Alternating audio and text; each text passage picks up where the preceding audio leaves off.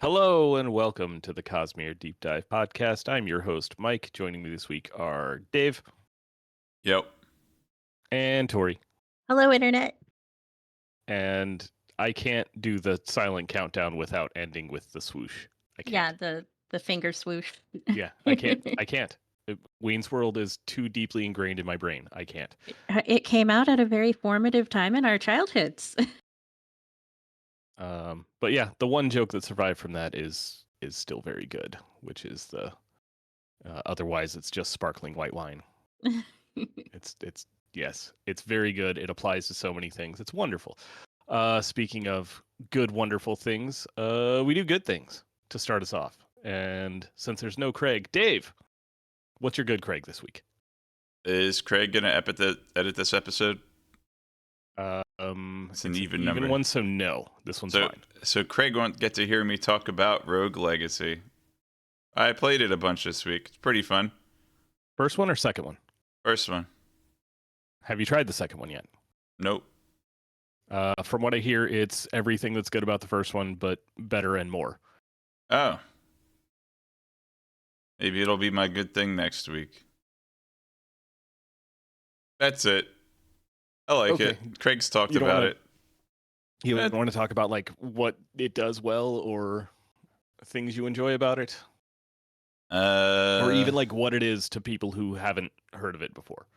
So it is a game where you go into a castle and you fight stuff with a sword. Some of the other stuff has swords, but you always have a sword and spells, and the castle changes every time you die and respawn as one of your descendants. And as you play through the game, you can level up and make your family a cooler family by being able to have higher attack or equip more armor and stuff.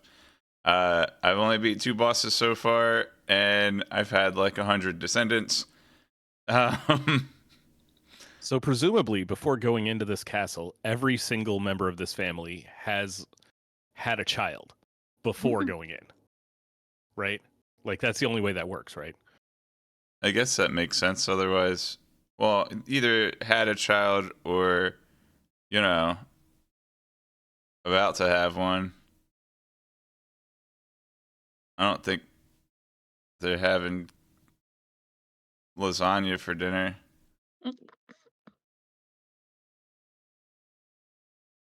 Yeah.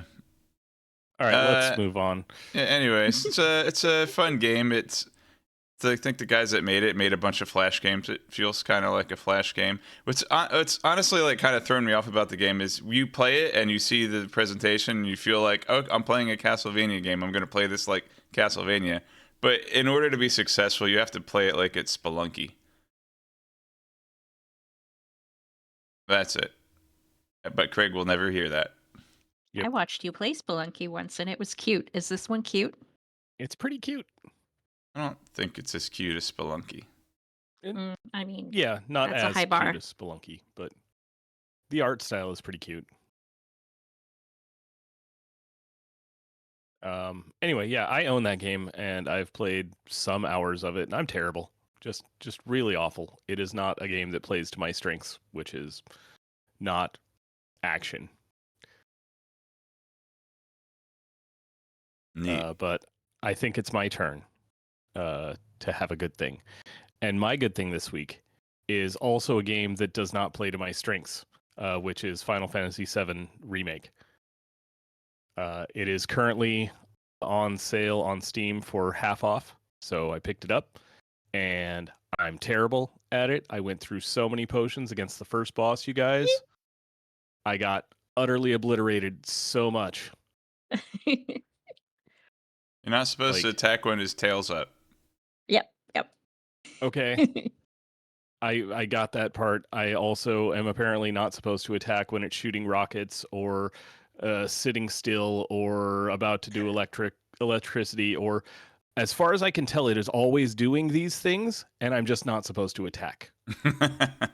There you go. The only way to win is to not play. Yeah, This is the pacifist. This is the Dark Cecil fight. Like, just don't Listen, do man, I don't know what I'm supposed to do. I figured out a lot of things I'm not supposed to do. Trial and error. Trial and error. Yeah. Anyway, I've made it past that. I've made it into chapter 3 where there are some side quests, and those are fun. It's actually really fun getting to explore and talk to people and do little side quests where in the original game, at this point of the game, you're just powering through until you get to leave this god awful city and actually get to the game. But no, in this game, that's the whole game. Yeah.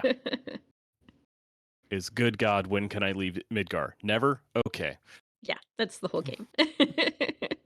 Well, technically, at the end of this month, I'll be able to leave Midgar Yes! if I. Oh, Well, so excited. I won't. I don't have a PS5, and I don't want to get one. And I'll pick up the sequel if I enjoy the first one enough, and I can find it on sale. Like, I'll eventually get it, probably. But yeah, Yeah. Final Fantasy Nifty. VII Remake. Yay. I'm bad at it. Tori. Hey guys, my good thing this week is the YouTube channel. Now I'm sure you guys know that I do not sports. This is coming to you live on Super Bowl Sunday. I'm not going to be watching the Super Bowl. I don't even know who's in it. I don't care. I It's don't the San Francisco sports. 49ers and the Kansas City Chiefs, and they're playing in Las Vegas. Well, good for them. I don't sports, but I do really enjoy Jell's Marble Runs. And if you also enjoy Jell's Marble Runs, then you need to check out this other YouTube channel that I discovered. It's called League of Pigs. So there's this farmer in the UK who has put a racetrack in his pig pen with a box at one side and their feed trough on the other. And when he goes to feed the pigs, they start off in the box. He pulls a pin, the door falls down, and then the pigs race to their food. And he does a wonderful sports announcer play by play. All the pigs have backstories, like they're actual professional athletes. They are adorable. They're little, like 30-pound fluffy pigs, and it's so fun. It's super fun, and I adore them. Adorable pigs, wonderful production value. And there's many seasons available on YouTube. This guy has been posting for 3 years, so there's like 10 seasons of races to get through. Each season is 4 or 5 races.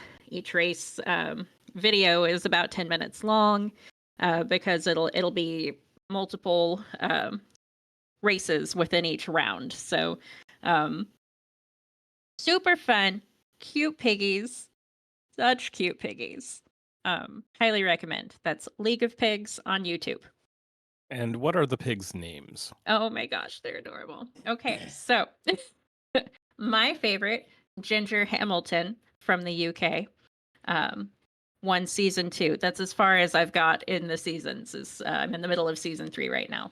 And then there's Pepper Sanchez of Mexico, Hoshi Oinku, the man from Japan, Bear Trotsky from Russia, and then Piggy Smalls, the notorious PIG, representing the US.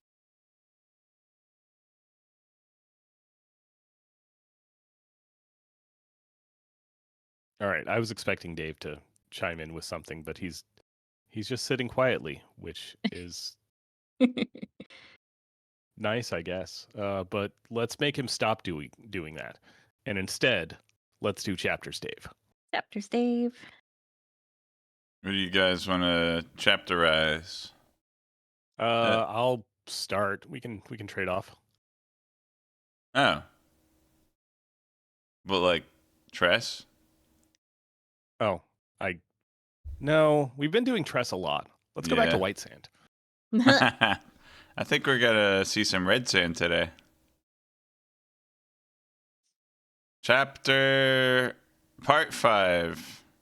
Chapter 35. The Lover of Tea. Except Conscience.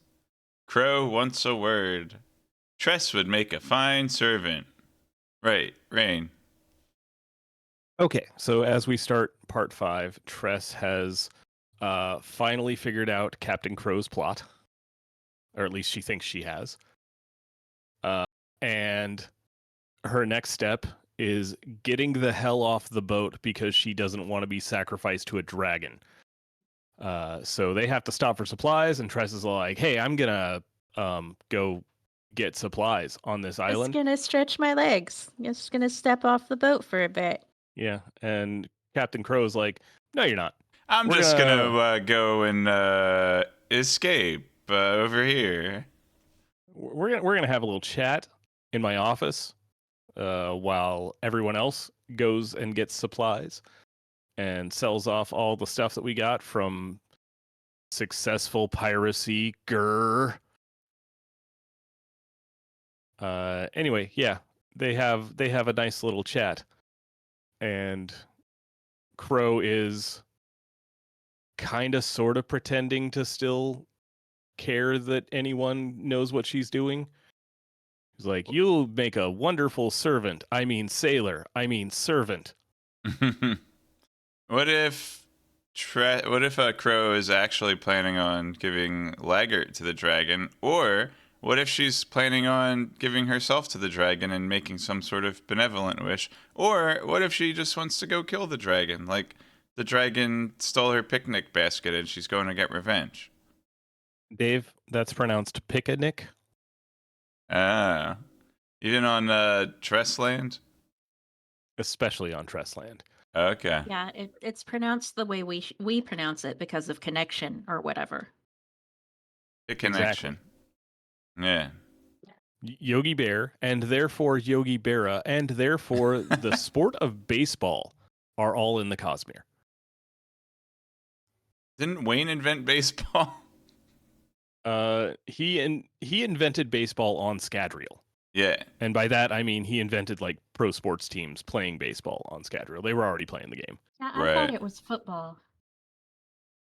By which I mean soccer, not football. Yeah, but Brandon's American. We can assume that soccer isn't even on his radar at all. Anyway, now that Tress has been unable to escape and had a conversation with Captain Crow, we get to learn about rain. Rain on the world of this one. And Tress. does that get fully explained in this chapter, or does it go into the next chapter, Dave? I don't remember. Oh, I don't know. Let's I pretend think it it was gets the fully beginning explained. of a chapter. Let's pretend it gets fully explained in this chapter so that I So can that talk Mike about can it. be the one explaining it. Yeah. Yeah. I second this. So, most places in the world have very predictable rain patterns, as in they haven't changed in a century, as in you can time it to the second. Very predictable paths. You know exactly when it's going to rain and where. There are maps and everything. Except in the Crimson. The Crimson has random rain. Why? I don't know. I don't know how you have predictable weather patterns, let alone unpredictable weather patterns in one place. But that's how it works. Maybe it's like One Piece. I didn't watch that many episodes of One Piece. I'm just guessing that maybe that they're similar. Well, on Roshar, we've got the high storm, which follows a pattern and is kind of predictable. Wait, pattern makes the weather? Semi-predictable, nearly cosmic rainstorms. Yeah. You're telling me that a cryptic determines where it rains on Roshar? Yes. Wow. Stranger things have happened. Stranger That would things have explain a lot. happened for 4 seasons now, with a 5th hopefully mhm. on the way. Sometime before all of the small children in that show turn into 37-year-olds. Yeah, I hope. that'd be preferable. Yeah. I mean, I'm still gonna watch it if they're I mean, yeah. 37-year-olds. If I'm still alive. How old will I be when they're all 37? How old will I be when I'm 37? At least 12. Anyway, yeah, that's how rain works on Spore World. Which it has a name, and I don't care to remember it ever.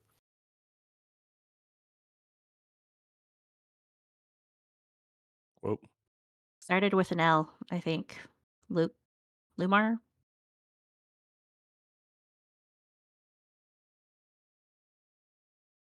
Nope. Dave doesn't have it in his notes. Well, therefore it doesn't exist, y'all. Yep. Spore World. Spore World. But yeah, that's how rain works here. And that's the end of chapter 35, maybe. More likely, that was part of the beginning of chapter 36. Yeah, that's how this has been going. Oh, and Hoyd at this point is wearing slacks with white athletic socks. At least Monster. Just as a fashion update. as long as he doesn't have sandals on. I believe he specifically said that he never did that because he isn't a complete monster. Chapter 36, The Explorer. They should have titled this chapter The Exploder. Well, hang on. I checked the Coppermind. It is Lumar. Tress pukes tears in front of Harley. Do cold glasses break in hot... Darn it. I always do this. Do cold glasses break in hot water? I know hot glasses break in cold water. In parentheses, look this up before recording. Unbelievable. All right. Someone told Harley that sometimes it's better for people to be quiet. Memories and ballads. You see, Tress got these spores, right? So, do hot glass? So Tori, what happened Okay. here? So after being trapped in the office with Captain Crow, they're underway. Like they are on their way to the Crimson Sea. Tress cannot escape, and she's all, "Oh, woe is me! I'm gonna be sacrificed to the dragon as a servant." And yeah, I don't understand the rest of the bullet points, but the conclusion was pretty much, well, hey, what if we study these spores and maybe we'll find a way to get out of this mess that we're in? Because it's been a few days since I read the chapter, so I don't remember what any of Yeah, the other same. bullet points mean. So Well, that's what I'm going with. One of the things was that Harley is explaining in his past, someone basically told him to shut up, and probably told him to shut up often. But that's for And other people to do. That's for peasants. Shutting up is for peasants, Dave.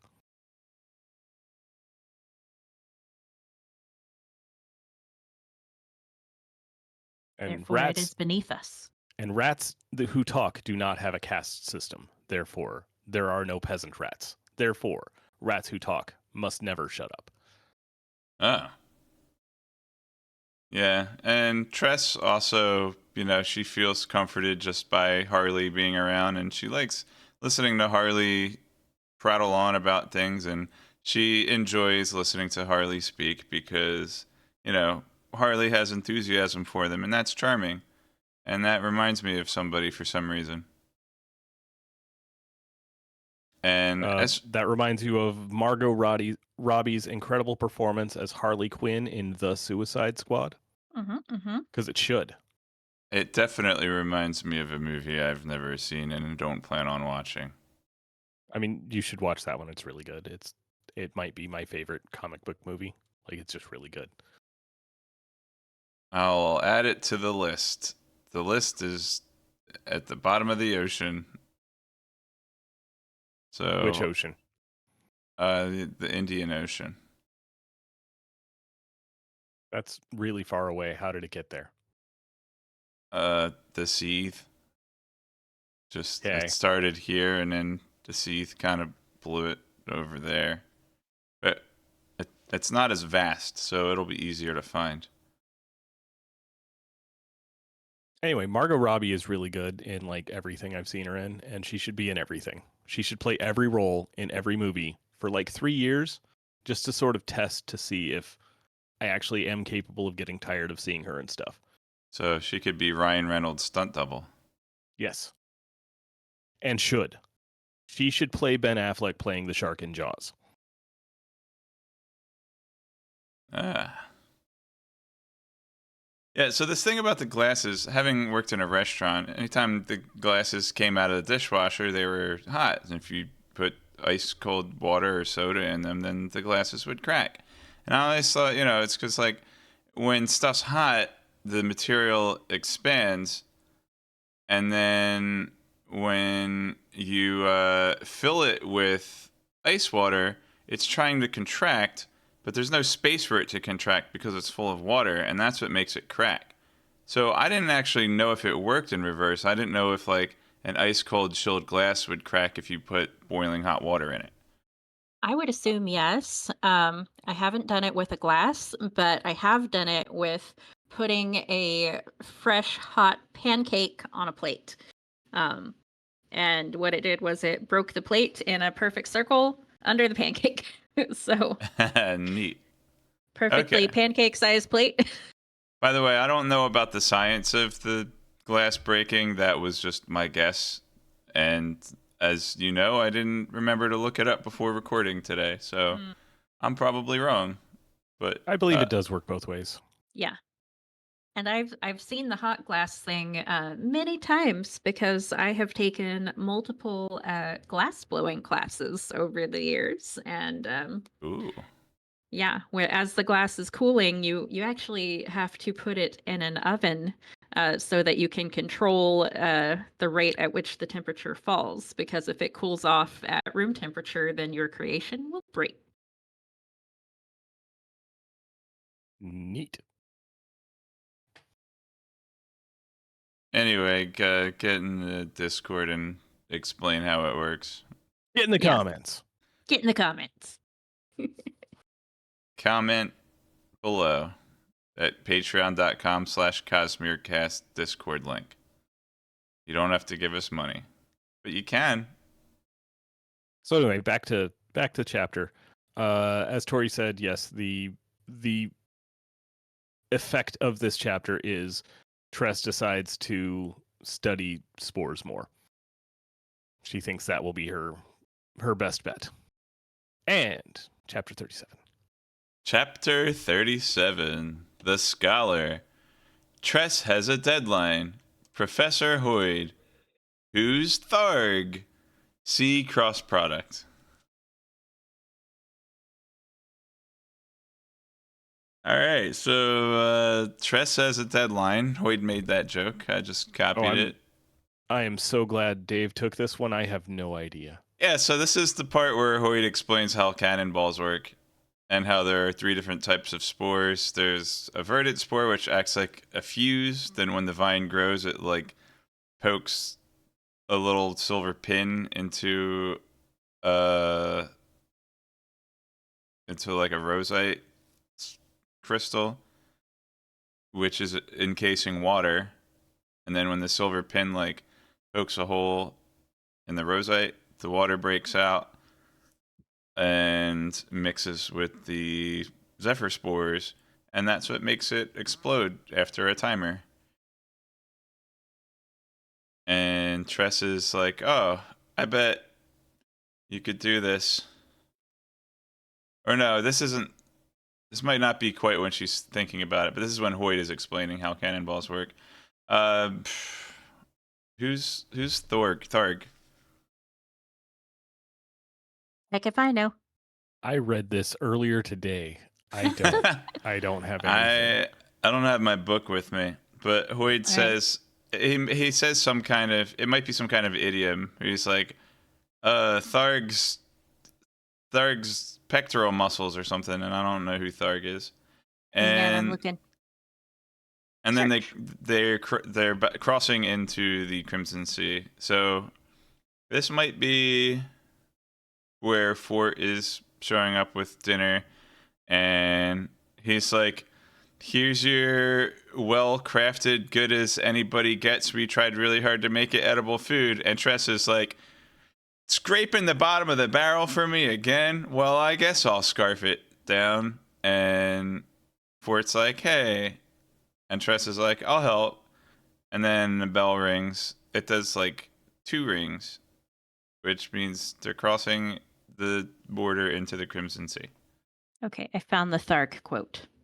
Yay. The human species does need a certain amount of foolhardiness. Without, people would have been too reasonable to do frightening things, like venture close to that very hot orange stuff that turns wood black and makes Tharg's beard smoke. But evolution is not a precise mechanism, and it has resulted in a certain number of people in the population with more nerve than neurons. And then it talks about how Tress is taking up spore sprouting. So there you Okay. go. So That's what that was. some guy with a beard is Thark. Yep. Okay. Mm-hmm. Well, maybe he had a beard, but it caught fire. Yes, that seems to be the moral of the story. No, the beard started smoking, which is a terrible habit. Don't start, kids. Mm-hmm. Vape instead. You'll ruin your lungs, No. but at least not everyone else's. Yeah, you'll just ruin everyone else's good opinion of your coolness. No, vaping is super cool. You look really, really cool. Breathing in vapor from a robot box. And that's how the robots will get you. Like, it's way cooler than lighting a stick on fire and breathing the smoke in. You should wear sunglasses while you do it too. But also make sure it's the stuff that smells like cotton candy, so it's actually like nice to the people around you. I had a coworker who used to vape, and his stuff was always like blueberry muffin flavored, and it was amazing.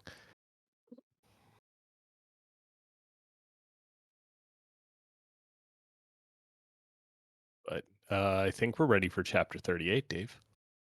Chapter 38, Dave. The Apprentice. I got it. Natives aren't allowed to leave the new Muhuku Makiaki Lunamore because they are all King's Mask sleeper agents. That's why they're not allowed to leave. It's the only explanation. It would really be unfortunate if the seeds stopped during a rainstorm, which I wrote before Tress thought that. Mm. Which I probably actually wrote that like a week or two ago when I was asking about the rain. Laggert takes Tress aside, I think. Transitive property of ineptitude. Canon practice and Anne. Did you intend to spell canon that way? With 3 N's? 4 if you count the last one. All right. So I believe Tress is No, she's not talking to Anne yet. That's later. Yeah. That has to be later. So I'm not sure what the first bullet point is about. I was just thinking about it. Well, part of it is, I think, Fort is like gives her this suspicious look as they're going up to cross the seas. Yeah. So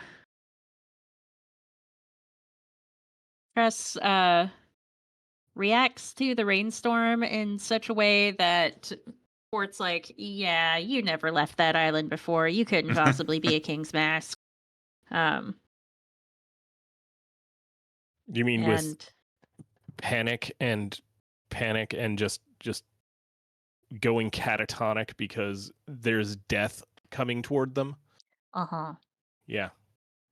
I thought And the then idea was the other, like, she's so into her character of being afraid that she's obviously trying too hard to look afraid, so she's obviously a King's That's Mask. the transitive property of ineptitude, so that's a later bullet point. But yes, Hoyt explains that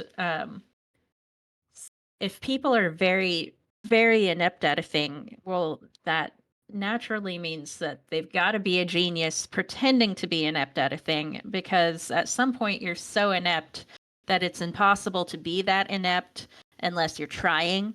And so yeah, when you're that bad at it, people are like, oh, she must actually be a King's Mask. Because there's no way someone is this bad at the thing. And Hoyt Uh, also explains that that is the reason that you've ever seen him do anything wrong, ever. Mostly in this chapter, Laggert is like, hey, Tress, guess what?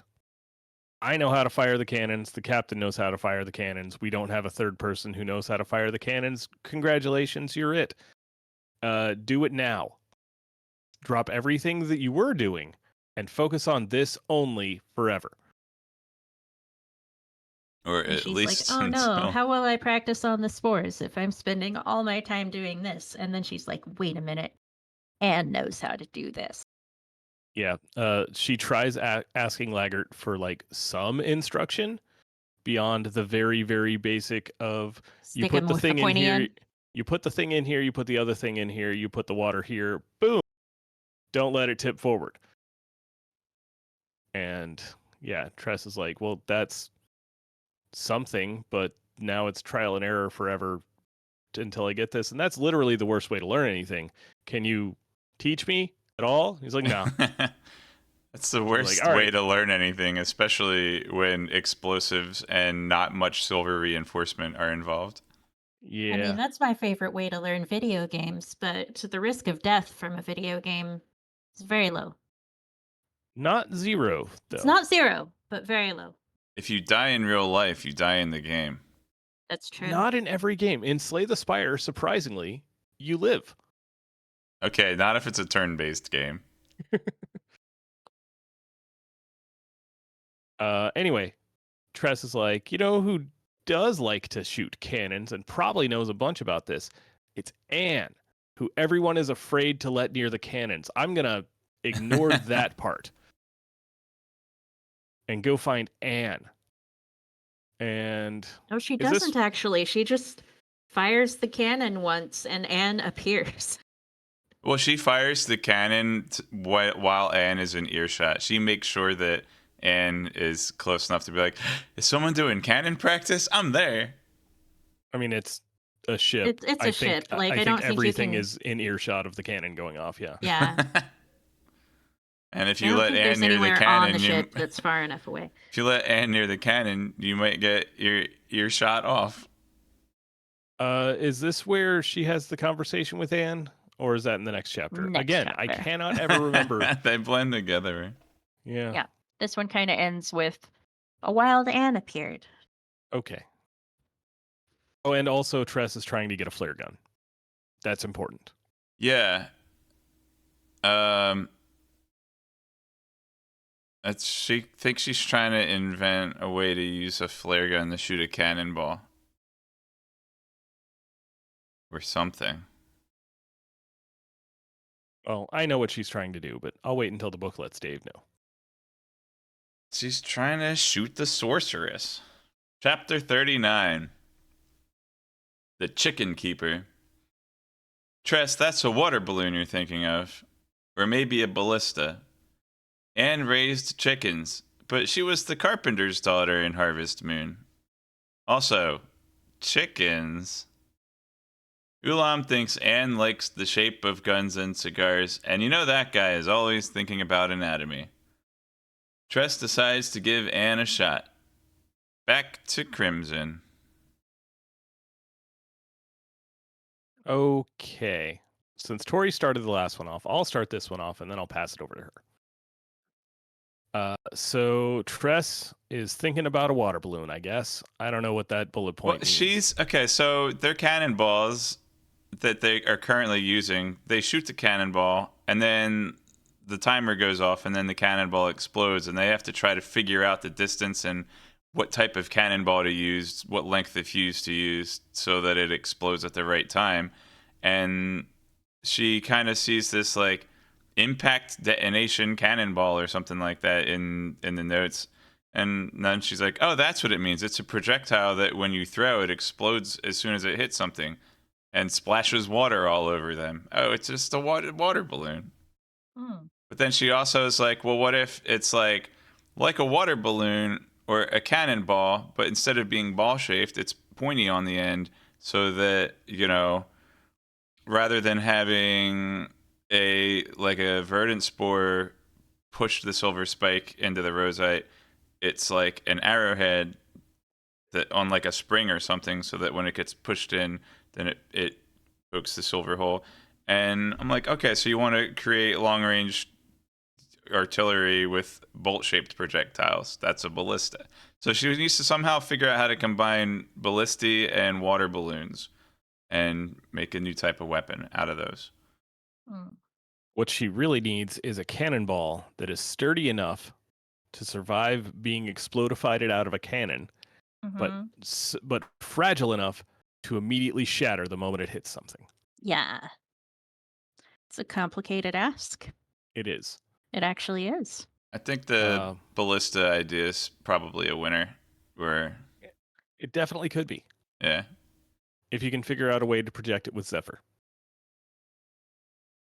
So fun fact. Blow darts exist. My husband, when he graduated with his bachelor's in physics, his final paper was over just the physics behind the medieval trebuchet, which required us to, we have a professor who had built a scale model of one, and we would go to this professor's house, to his land, and just launch trebuchets for hours and record the results. And yeah, the forces behind those shots will wreck a water balloon, y'all.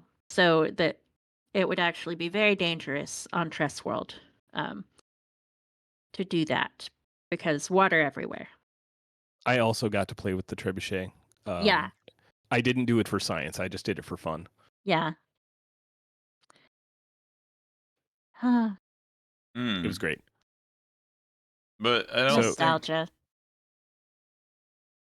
I still think Yes, that Dave? you could probably have something like a cannon, but put a bolt in it instead of a ball.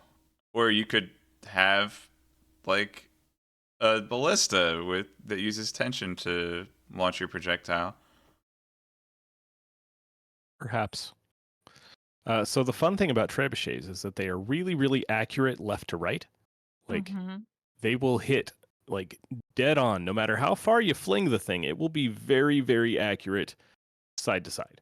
Yeah. It is wildly inaccurate distance. Yep. Up to and including throwing things straight up in the air and they come straight back down and they don't go very far at all.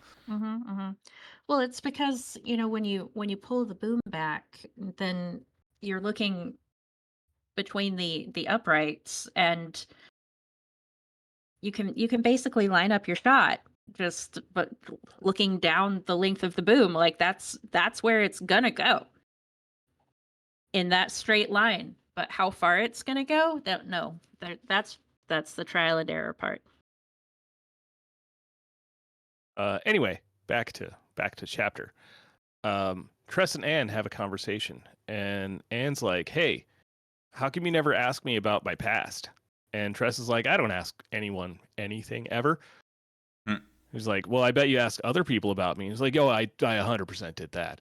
And Fort said this, and Soleil said this. And Anne's all like, "Well, Fort's usually pretty good at reading people. It's weird that he got this wrong.